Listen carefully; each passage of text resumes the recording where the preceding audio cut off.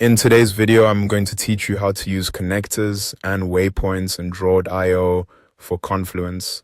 To get started, open the Confluence page that contains the draw.io diagram you want to work on. This is important because connectors and waypoints are edited directly inside the diagram editor, not just from the page view. Once the page is open, enter the page editor if you are not already there. Next, locate the draw.io diagram on the page, click to select it, and when the diagram toolbar appears, choose the edit icon. This will open the draw.io editor so you can make changes to the diagram itself.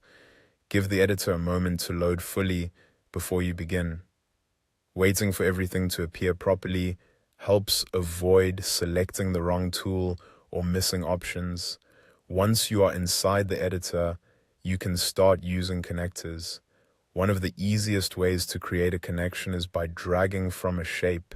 When you hover your mouse over a shape, blue arrows appear around it. These arrows let you quickly create a connector. Simply drag from one of those arrows toward another shape, then release to connect them. This method is fast and useful when you want to build a flow between shapes without switching tools. Another way to create connectors is by using the connector tool in the top toolbar. Click the connector tool, choose the connector style you want, and then click and drag from a blue cross or edge anchor on one shape to another shape. This gives you a little more control over the type of connector you use and how it behaves in the diagram. Now let's look at waypoints, which help you control the path of a connector. Click on a connector line to select it, then right-click the line and choose Add Waypoint. A small blue dot will appear on the connector.